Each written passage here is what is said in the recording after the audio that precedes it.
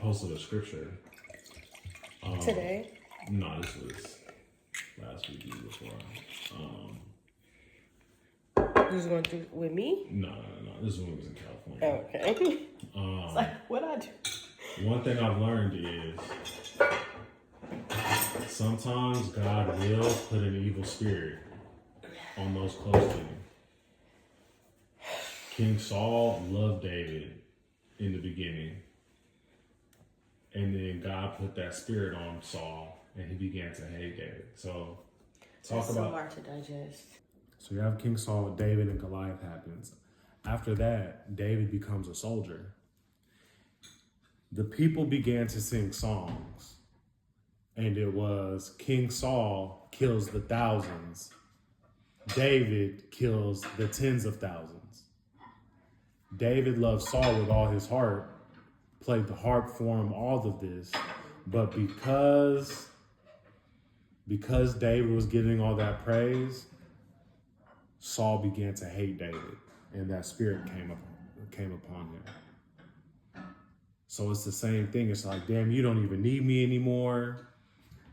You're getting all this new praise. The people love you, all of that, but you're supposed to be beneath me. But it's just like, you're still seeing success. You're still seeing, because a part of these relationships too, unfortunately, with best friends, brothers, sisters, families, again, back to no profit without honor, is typically they know your flaws. And it becomes why is this person deserving if I've known they've done X, Y, and Z? Why is Carrie deserving when I know she slapped cuz? Why is she deserving when I know she's been pissy drunk? Why is she deserving when she pop off? Why is she deserving because of variety? Because of school or because of work or because of whatever. Mm-hmm. We get caught up in that. When you talk to God, ask for the wisdom in terms of what are you supposed to learn from this situation? You know what I will say, and I think because I'm still working on me, I'm still in a state of like anger. And for me, it's just that situation. Like, what am I showing you to make you ever think that I would have jealousy or envy towards you? And then again, for me, it's almost like a small child that's just innocent.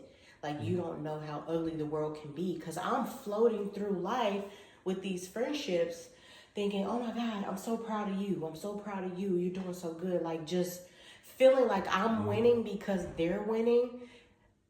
But behind me, it's when I'm winning, oh, there's jealousy. There's real jealousy. There's real envy. Like you said, like, how are you accomplishing this when you've been here, you've done this, or, you know? So I feel like blindsided. And like, I literally, that's something I think about so often. And then like the human in me and being angry, it makes me say like, what would ever make you think that I will be jealous of anything that you have? I'm literally living in answered prayers. Like right now. And God hasn't even scratched the surface with me. But that's it. Like, you gotta look at what the foundation is. And I'm sorry, but not everybody around us or in our environment believes in God the way we should believe in God. Our center is not your center. When something's going on in our marriage, we know where we're going. We know who to go to. We know where we need to go to fix it.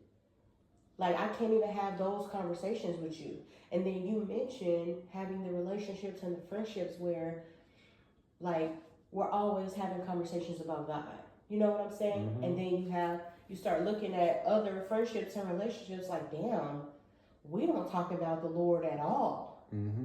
So how can we have this healthy relationship when we don't even have a center? You have to have a center even in friendship. All your relationships need to be centered on, you know? And if they're not, they're they're just gonna be open to that spirit getting put on them, you know. Because if you're not talking about God, I'm not saying that needs to be the only part of the conversation, you know what I'm saying? But if you talk, say, 5 times a week, and God only getting in there once, you know what I'm saying? Like there's a problem. We have to insert God. We have to insert him. If we don't insert God, then there's no telling what kind of turmoil may come. You feel me? Like you just have to. You got to.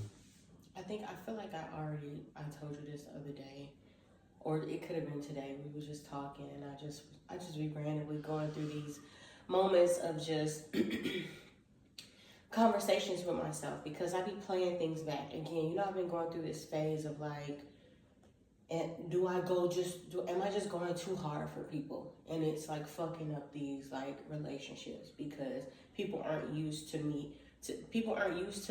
dealing with problems straight on, and I'm very direct. But I had posted on Threads, I was just like, it's never a loss when you gain peace from it. And I am really in a place where like with that situation, that's how I feel.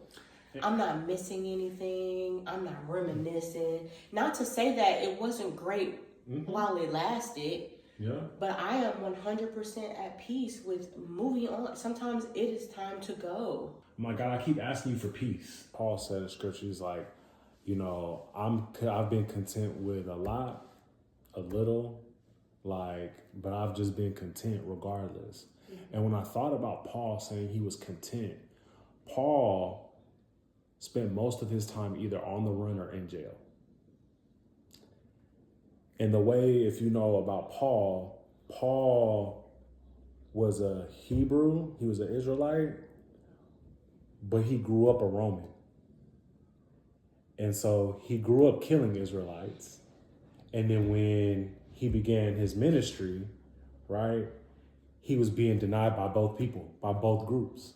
So it's your blood, then it's the people you grew up with. Wow, the Most High just put that together for me. That's crazy. But while on the run and being denied by both, he still found peace. And so now, when I'm asking God for peace, he's telling me, he's like, bro, you lean on me, I'm gonna give you peace regardless. For me, it's just learning that regardless of the storm, we're supposed to maintain that peace. And it's crazy because then I get in my scripture this morning. It's like, you gotta be joyful when these things come.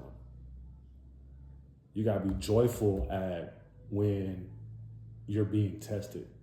Because when it's rent or your best friend or your mom or your dad or your job or the comments or the followers, all that's saying is God is here. The test means God is here. We typically don't like the test because it's tough. And life is not a Scantron sheet where you can guess, see, and damn near get it right anyway. But when you're tested, that means you're in the presence of the Most High. And it's the waiting. Yeah. Like, when is it over? And then in the same chapter, a man will tear for a time. He will tear for a time, and then he will have spring of joy. Like, you're gonna go through these battles, and so now it's like, hey, you're gonna go through some hurt. All growth requires some type of sacrifice. One thing that we always have to keep in mind too is the Most High is always gonna give you what you need. So when we're shedding friends, or friends are shedding from us, there's typically something that's being added. Like, I look at, my friend group and how it's changed and adjusted. But then I got a brother Amar. You know what I'm saying? And we getting ready to do another fast next week with a bunch of other brothers that I ain't even met in person, but I've been on the phone with, shared scriptures with, done all of that. But if I have some of the same friends, I don't have the space for that. Yeah. I think that's a reminder for me, like with you saying what you said, like change is the only thing that's constant. Mm-hmm. Nothing in life but change is constant. Yeah. And I think that's a hard pill for people to swallow. That things change, people change, seasons change, relationships change. And I think just being human, we're like, it's a constant battle. Like, sometimes it's like, why this person? You know what I'm saying? Like, this person's been around for so long. And again, it's because. So one thing that's helped me kind of understand life is, again, looking at Christ more. You know, the ultimate gift we've been given is the opportunity at salvation, right? That doesn't come, one, if Christ isn't crucified, but two, if a person that he spent every single day with don't betray him. That was the story the Most High kept giving to me. For instance, in order for you to be the person I need you to be able to forgive at the highest level, to be able to forgive at the highest level, to love unconditionally,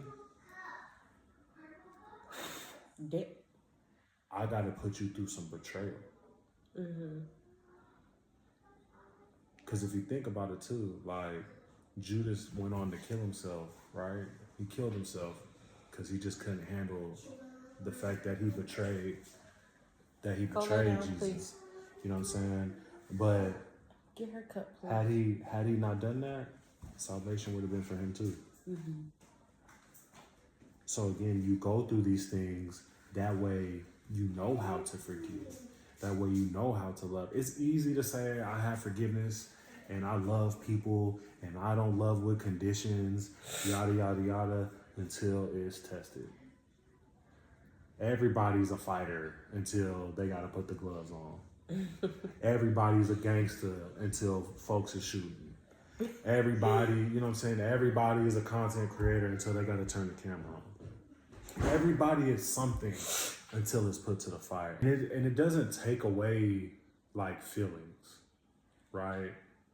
But it just provides a layer of comfort that you just can't get from anywhere else.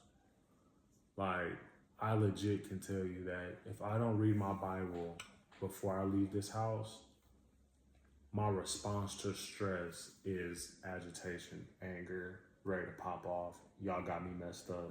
It's up, whatever. You feel me? But when I get in that word and stress comes, it's just, hey man, it is what it is. Yeah, I don't like it. Yeah.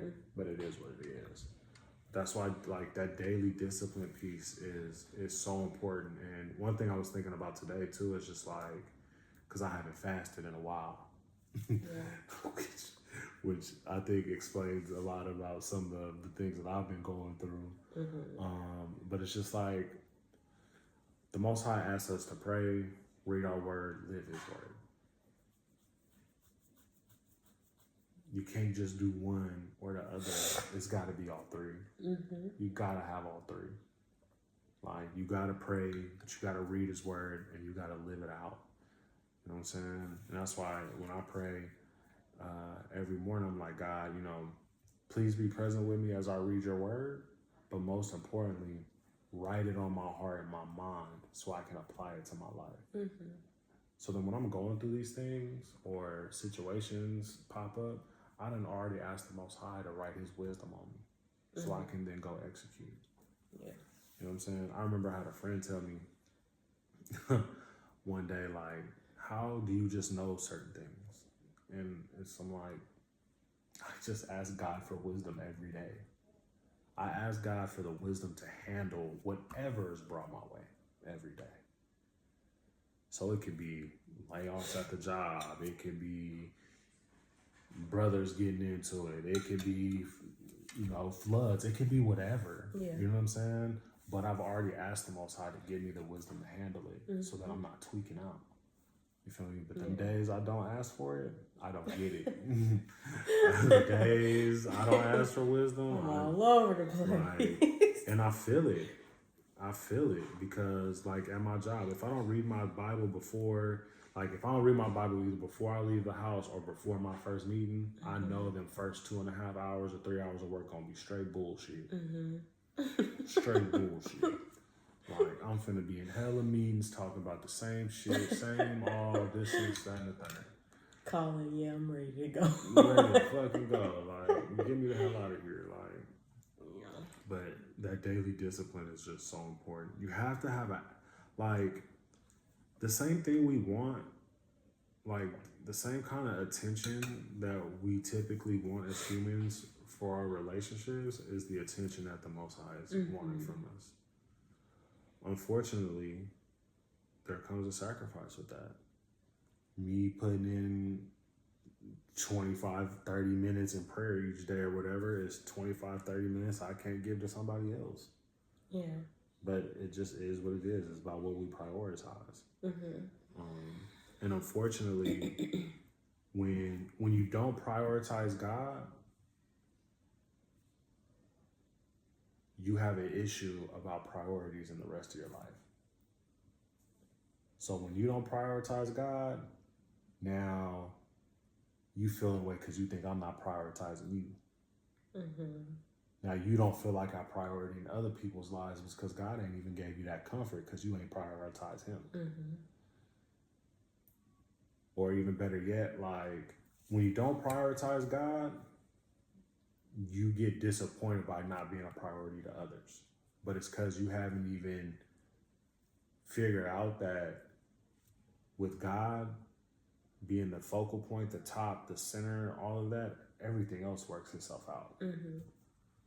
But if you're not prioritizing the Most High and living what he says, which is why I don't drink like that, which is why wine is okay. That's gross. Like, no, it says strong drink is what it's called. Oh, okay. Yeah. And it's just don't get drunk. You know what I'm saying? Yeah. But like, I had to start shedding things. I had to start shedding the swine and the crab legs and all that, because in thinking about it, again, it don't solve everything, right? Yeah. Like when you start doing the little changes. But you know, I've been complaining about chest pains. Imagine how much sooner those come if I'm still dipping crab legs in butter. Like, what does, because you think it's probably been 3-4 years since I've dabbled in that. What do I look, feel, smell like if I'm still doing all those things?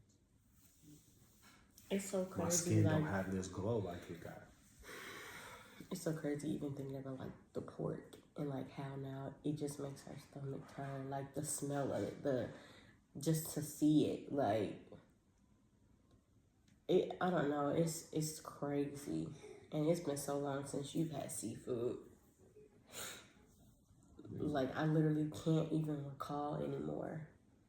Like when you did. I couldn't tell you the taste. I couldn't, like, I might have some like faint memories of like a little bit of sweetness and like king crab or some shit like that, but other than that, nah. Yeah. But I think what blows my mind about it now where I'm at, I don't have the desire for those things anymore. And it's just like, I'd rather not eat. Right. Like we've gone to restaurants and I've gotten fucking chicken tenders, grown ass man with some chicken tenders. But it's just cause like, nah, man, like. Yeah. I love that regardless of what is going on around you, you stick to what like your values and principles are. Like, I don't do this, the whole room could be doing something. If this is something that you've already said, like, this isn't what I'm into, or this isn't what I'm eating or drinking or whatever, like, that is what it is. I just wish I had more discipline towards self. One thing Most High has been on me about is I just typically choose other people, other things, when it's just time for me to make sure like I'm really really choosing myself, especially like from a health perspective and like, Yeah.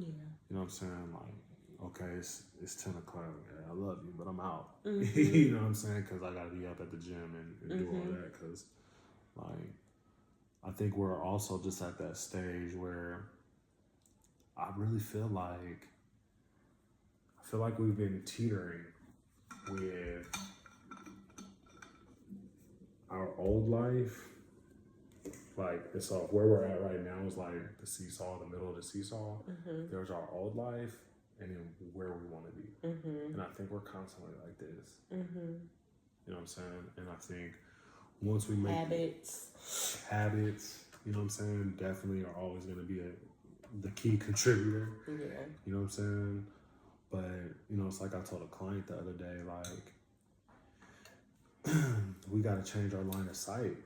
Because when we teeter, how often are we thinking about, so when we teeter to the old life, how often are we thinking about the new life or the life that we want? You know, when we're, you know, ordering Uber Eats for the 4th time in a week, are we thinking about our house? Yeah. Are we, you know what I'm saying, when I make the decision that, fuck, I don't want to drive 10 minutes to the grocery store, let's just spend the 10 on the yada yada.